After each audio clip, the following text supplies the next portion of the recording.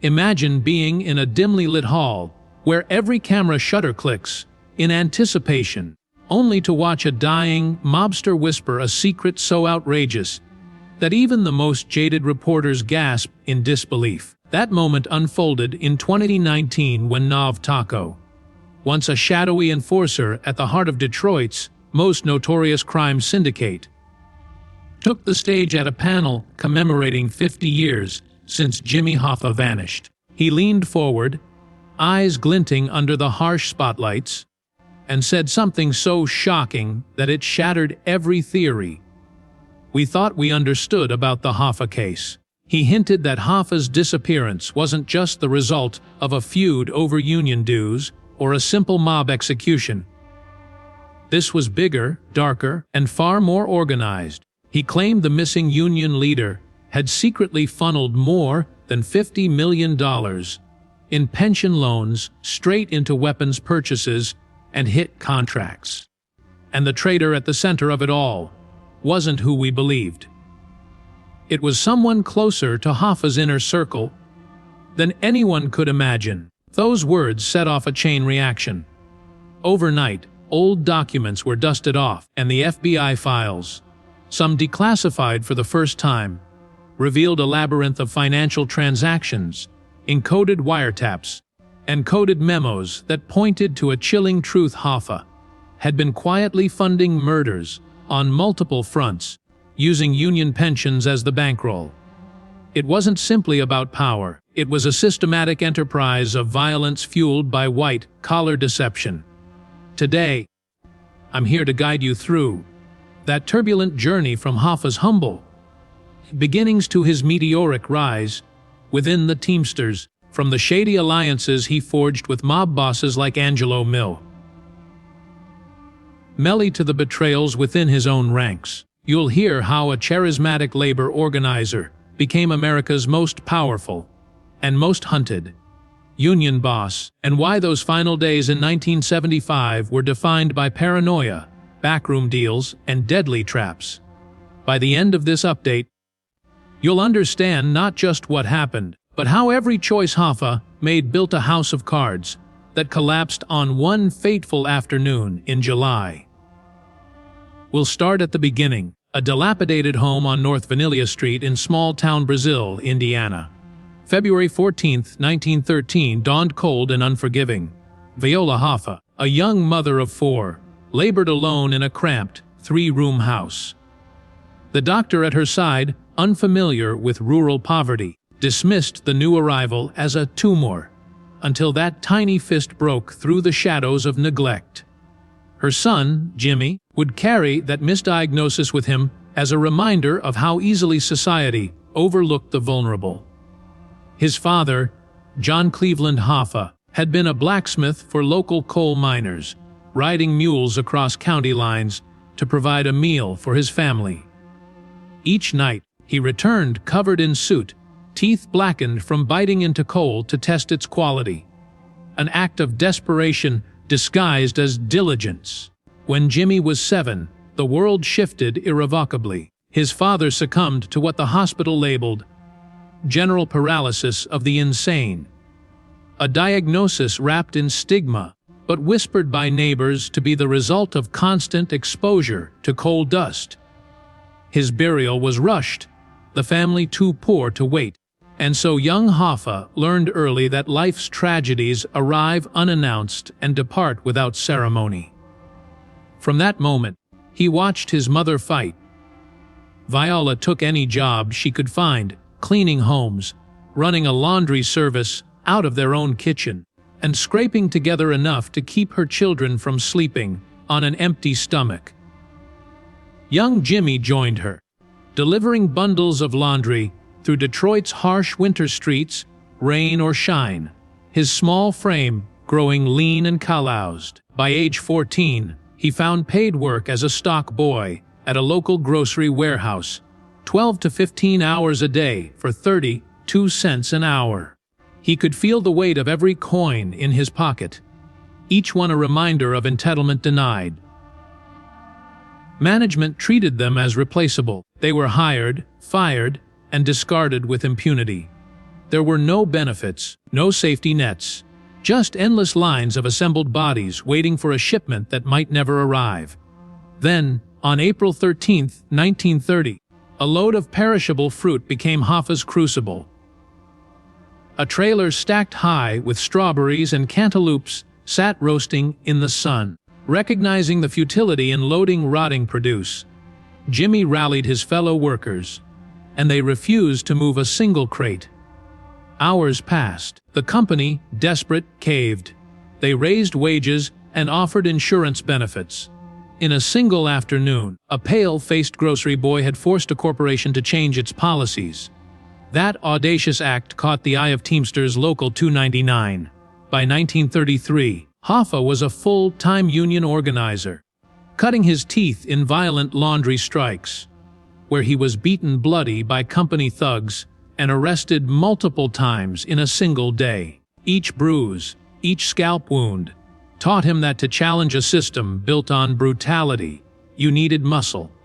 His mantra became clear: never show weakness. In 1936, he married 18-year-old Josephine Pozowak, his partner in privilege and peril, and together they navigated Detroit's cutthroat landscape. But as his power grew, so did his hunger for security.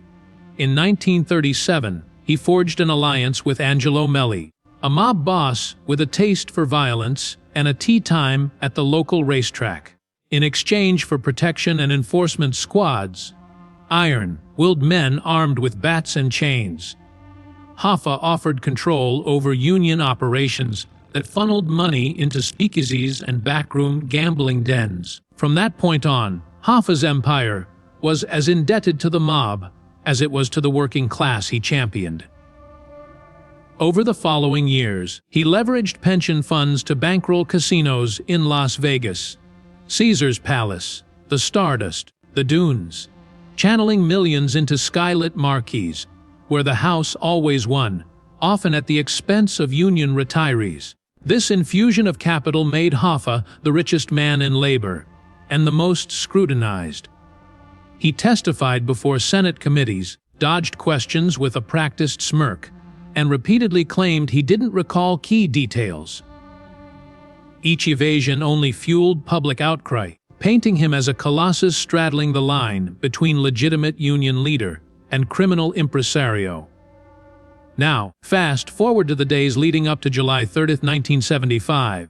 The same muscle Hoffa once wielded to protect his members now threatened to consume him.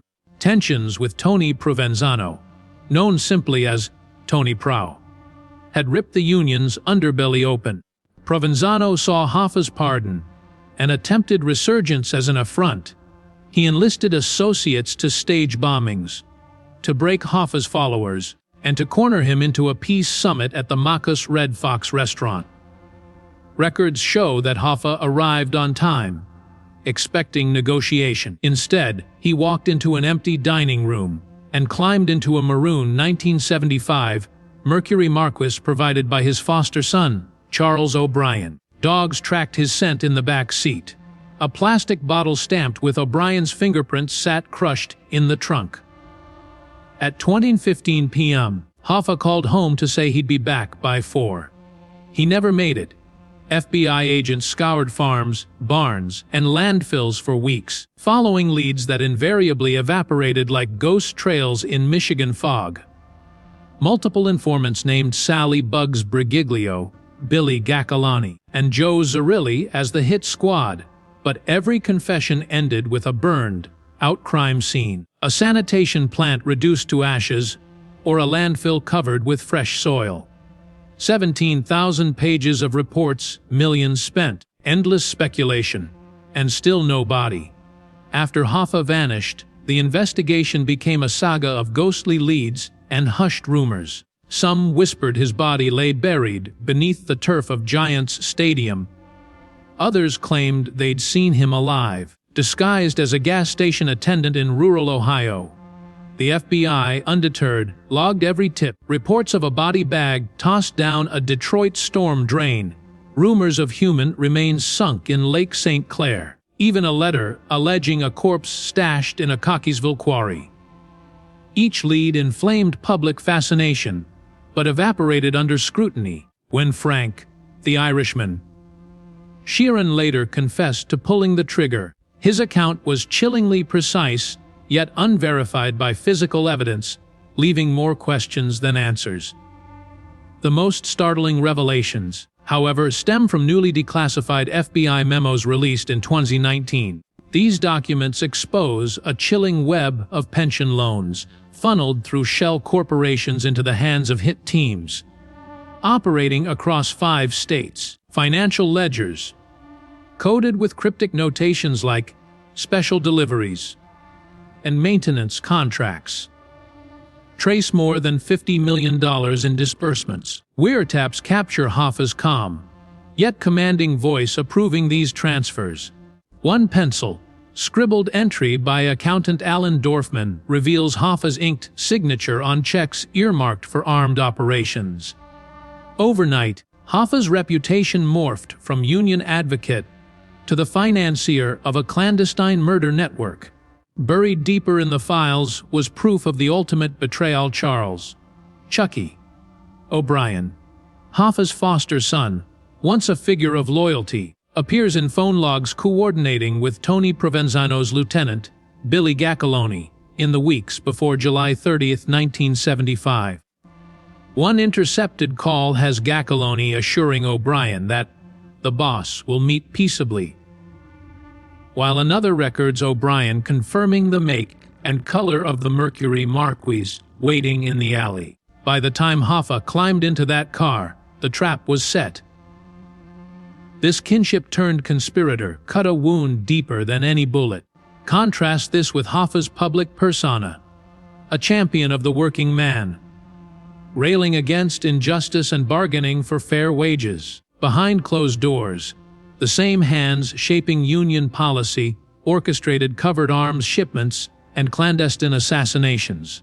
The stark disparity between welfare rhetoric and violent profiteering reframed Hoffa's entire career.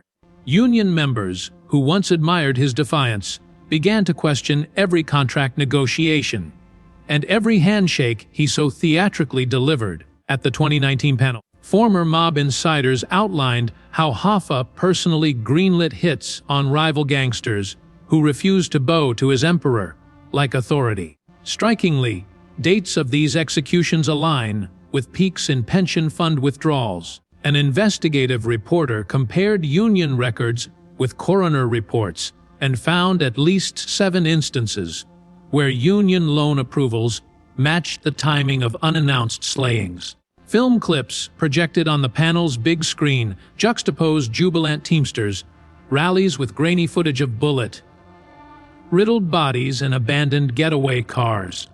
The hush that fell over the audience was palpable. Realization dawning that the man who secured retirements had financed cold-blooded murders. These revelations prompted the FBI to reopen cold cases. Retired agents convened remote task forces to cross-reference bank statements, board meeting minutes, and wiretap transcripts.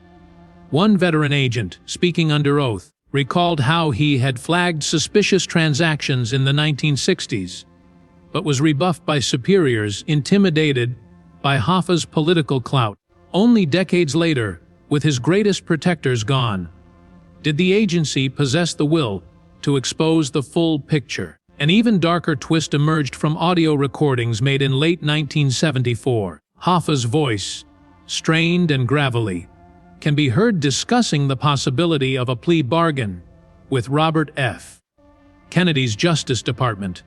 He deliberates whether naming key mob figures could spare his life. Prosecutors theorize that this plea threat sparked panic among crime families, making his elimination an urgent priority.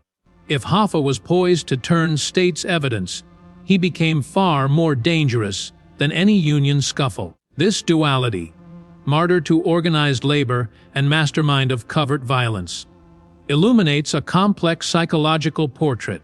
Hoffa began in a cramped Indiana home, witnessing poverty's raw edge, yet ascended to wield union pensions like a personal slush fund for mayhem. His trajectory underscores how ambition can twist empathy into entitlement, and how power concentrated can corrode even the noblest intentions. Today, historians regard Hoffa's case as a cautionary tale of systemic corruption.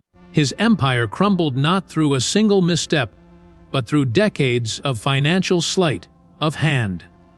While his body remains missing, the bones of evidence are unyielding pension accounts, repurposed for weapon shipments, bank transfers lining the pockets of hit squads, and coded memos that read like a playbook for armed revolution.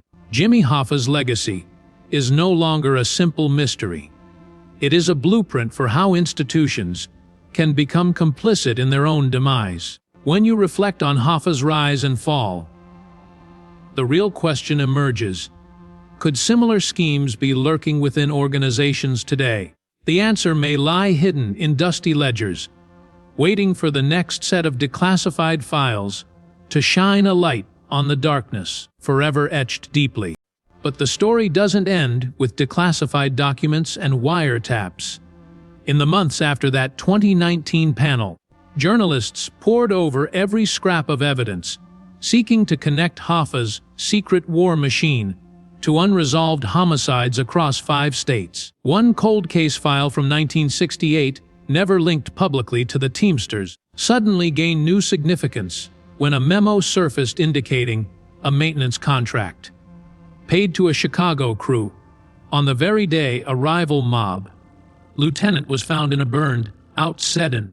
Investigators reopened coroner reports, matched bullet calibers to weapons purchased with pension loans, and even exhumed a victim in Indiana whose autopsy suggested execution, style tactics common among Melly's enforcement squads.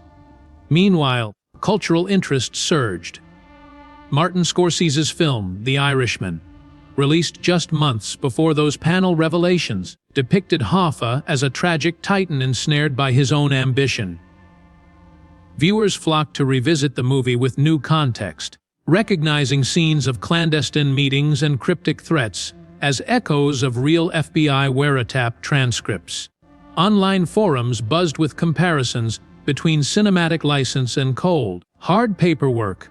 Every frame of Al Pacino's performance dissected against actual FBI footage and Hoffa's recorded voice from Senate hearings. That contrast between Hollywood drama and historical record painted Hoffa not just as a cinematic anti-hero, but as a living embodiment of organized labor's moral contradictions.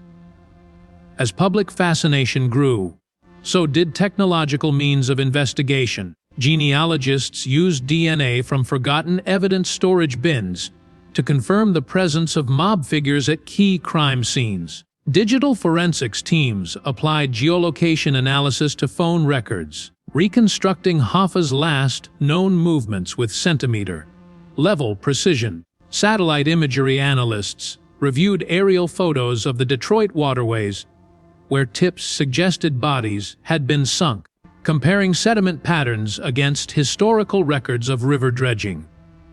These modern tools breathe new life into decades-old theories, teasing out details that once would have remained invisible in cracked paper files.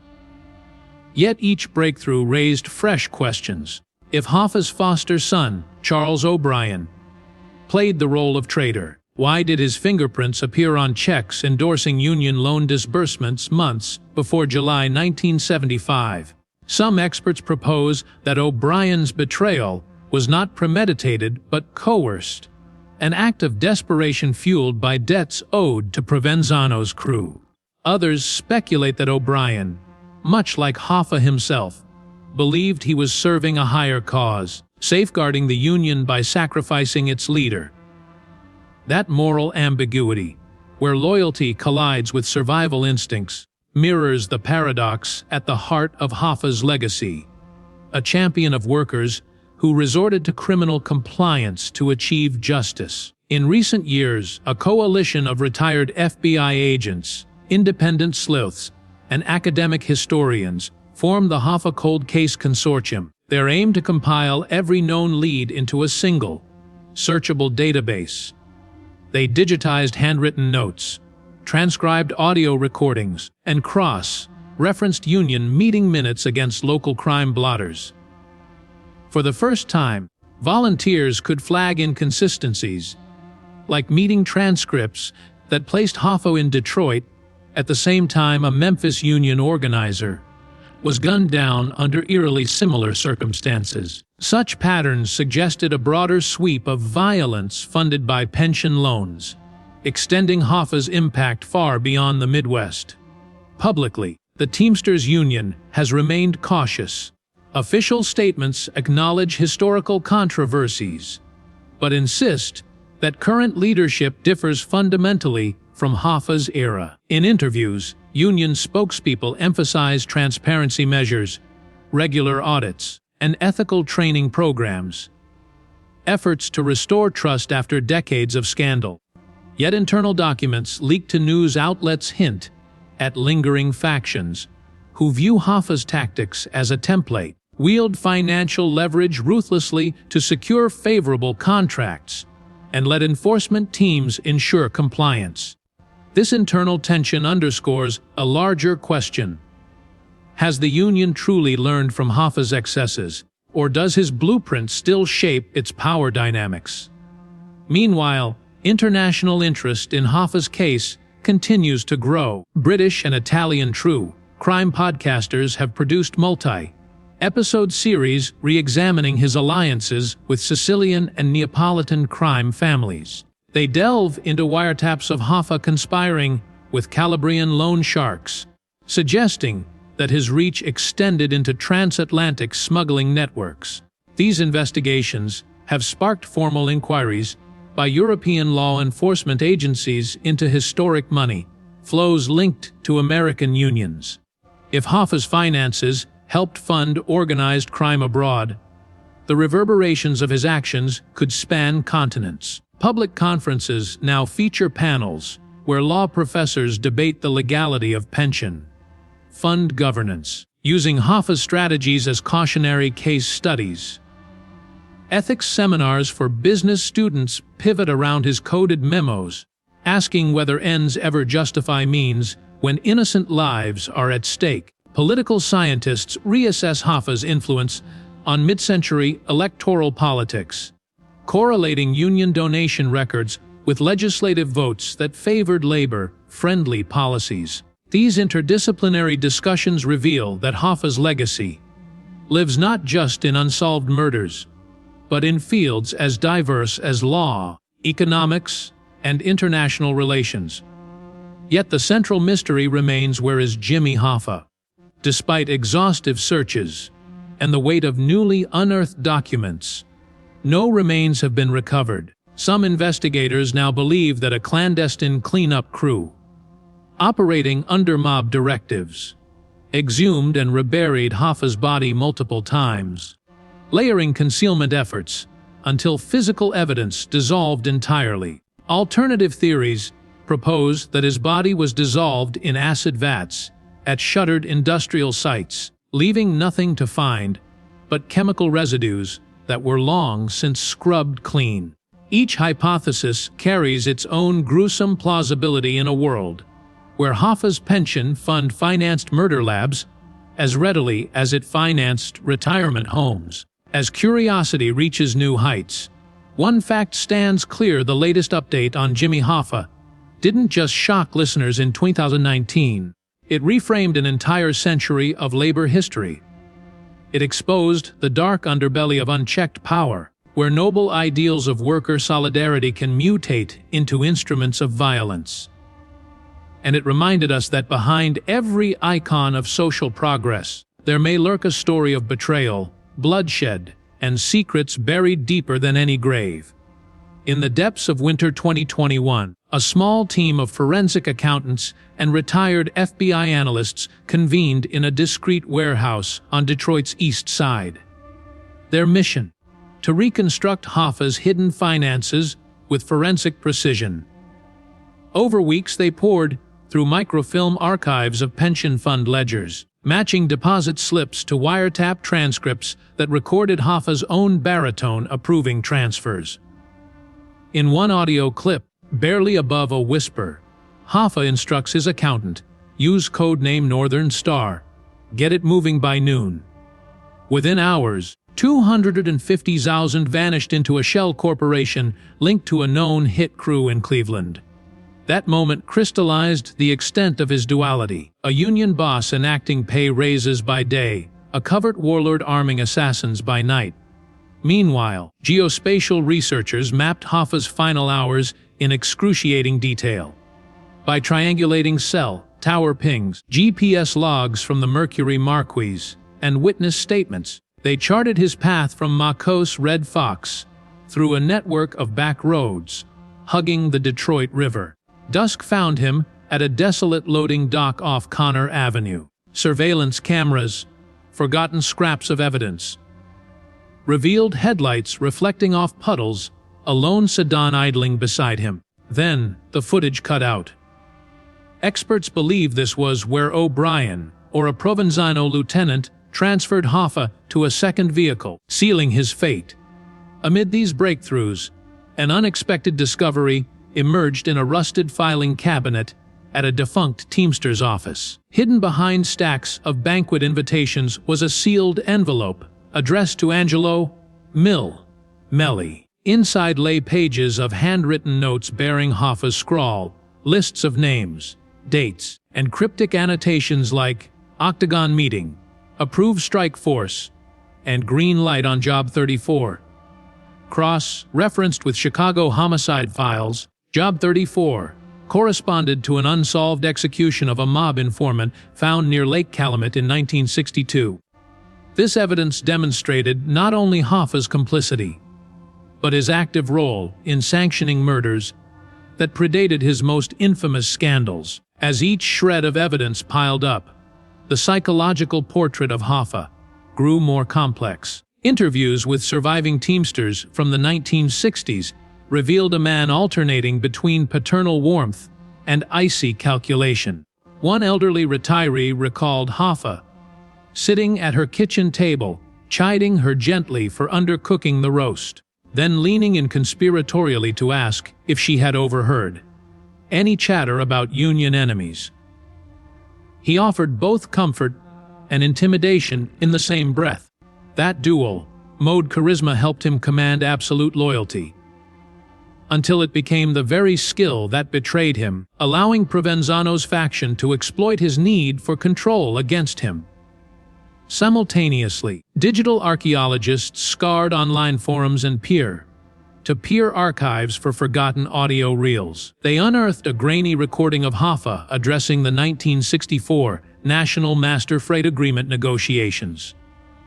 His speech, electrifying in its rhetoric, "We move as one, we strike as one, and any man who stands against us will know our wrath," served as a rallying cry. Yet tucked beneath the fervor were subtle pauses, as if he weighed each word. Experts suggest these hesitations were coded signals to his enforcement squads, cueing them to initiate covert maintenance operations against uncooperative employers or internal dissenters. Then came a breakthrough from an unlikely source: marine archaeologists. A historian who specialized in Great Lakes shipwrecks noted that dredging operations in the Detroit River Delta inadvertently recorded sonar images of a large metallic object buried under silt. Comparing dredge logs from 1976 to 2021, they identified a section of pipe used in industrial waste disposal, exactly the sort of conduit mob crews used to transport bodies into riverbeds. With special permits, the team deployed underwater drones to scan the riverbed. The images showed a long, cylindrical anomaly, roughly 2 meters in length, that could be a sealed drum. Whether it contains Hoffa's remains or simply decades-old debris is still unknown, but it provides the first tangible lead beneath the water's surface.